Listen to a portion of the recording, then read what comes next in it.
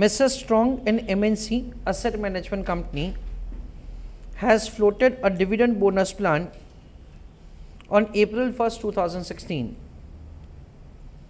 at a certain NAV.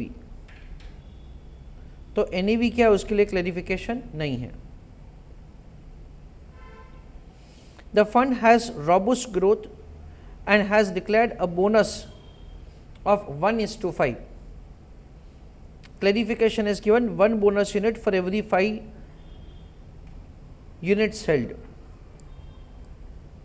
On 30th of September 2017, a second bonus of 1:4. So 1 bonus unit for every right units held. On 30th of September 2019, on 30th of September 2019, the fund as on 31st of March 2021 has generated an average yield of 17.5%. Mr. Optimistic has made an investment of rupees 16 lakhs in the plan before the declaration of the first bonus and remain invested thereafter. The following information is also available.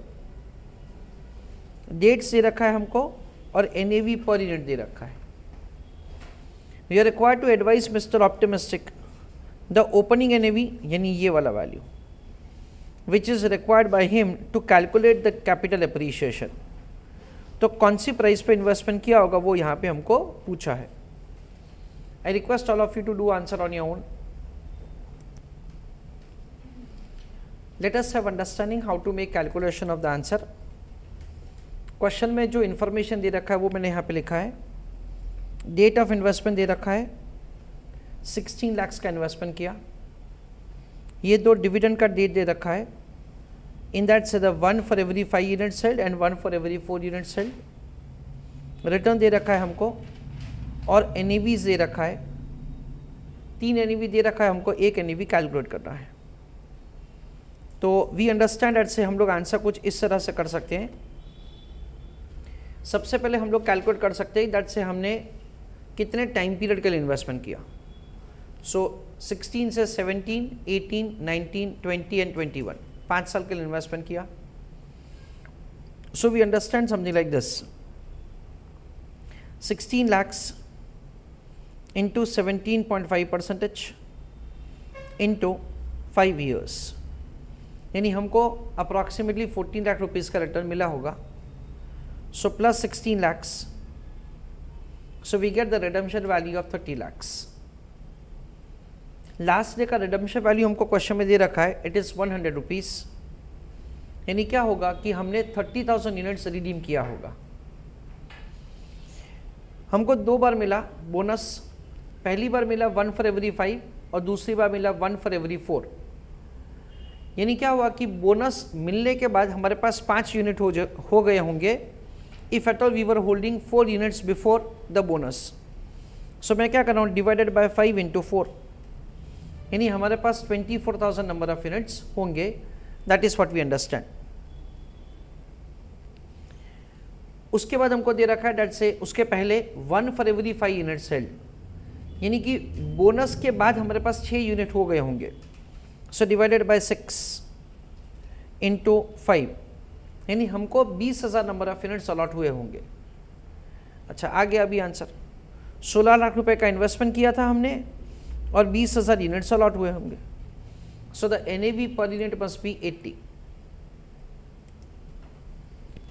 So write down answer of the question. Working note number 1.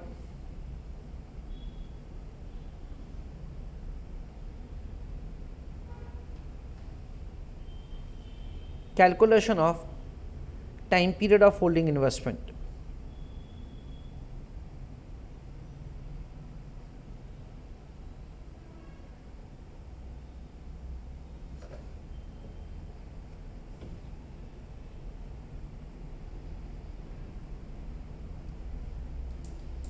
In bracket I am writing in terms of number of years.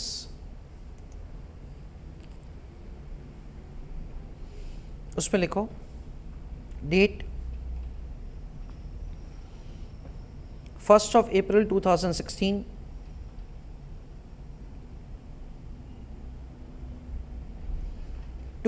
31st of March 2021.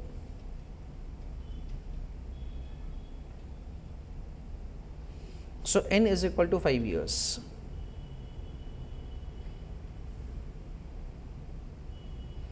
Working note number 2, calculation of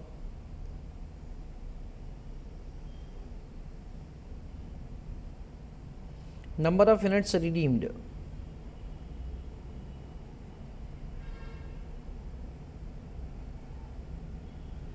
Redemption value is equal to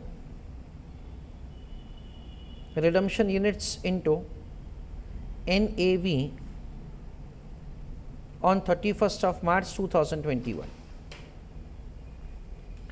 अच्छा, redemption value हमारे example में कितना होगा? 16 lakhs plus 16 lakhs into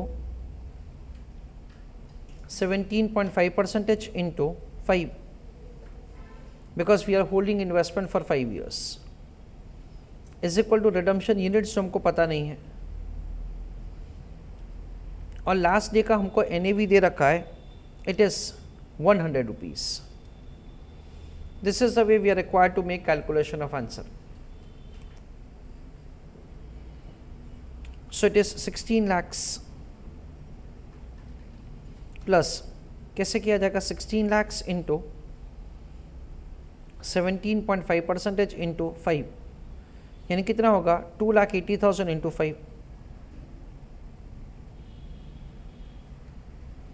is equal to redemption units into 100.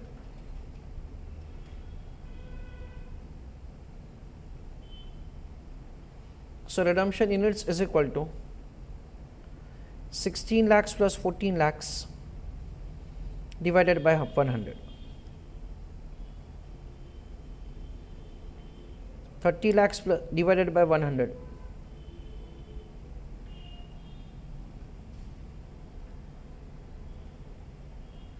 That comes to 30,000 number of units. इतने units हमने redeem किए होंगे on the last date. Next, working note number 3,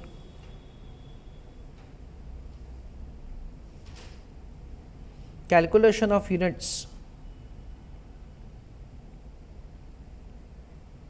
allotted on 1st of April 2016. Date, units held before that is say before bonus,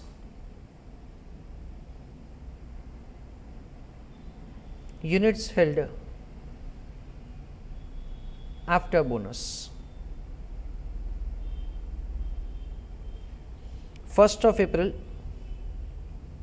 2016, then 30th of September 2017, then 30th of September 2019. ऐसा करके ये 3 dates हैं.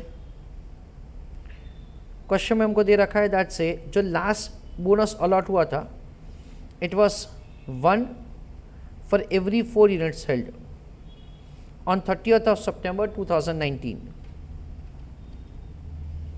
यानी हम लोग ऐसा समझ सकते हैं कि बिफोर बोनस से सपोज इट वाज 4, तो आफ्टर बोनस कितना होगा? 5.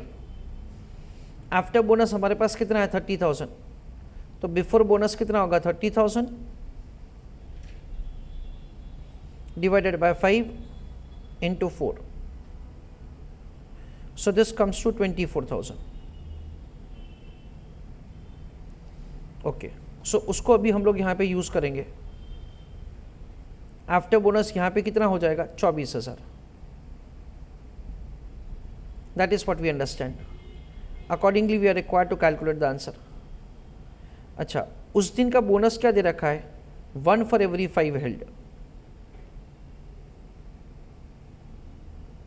सो वी अंडरस्टैंड एट से अगर बिफोर बोनस 5 था तो आफ्टर बोनस हो जाएगा 5 + 1, दैट कम्स टू 6. 6 के सामने हम लोग क्या लिखेंगे 24,000. सो बिफोर कितना हो जाएगा x. So we understand it is 24,000 divided by 6 into 5. That comes to 20,000. Okay. Now 1st of April 2016 तो कोई issue हुआ ही नहीं था. So that 20,000 number of units itself is the units allotted on April 1st 2016. So this 20,000 number of units are allotted over here. और उसी को लेके we are required to make the calculation of the NAV. So final answer is calculation of NAV पर unit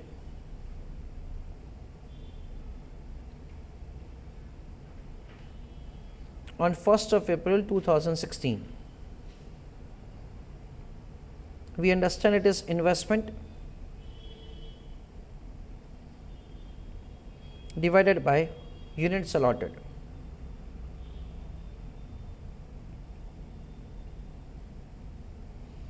investment कितना है 16 लाख से और units allotted कितने हैं 20,000 है हमारे एग्जाम्पल में.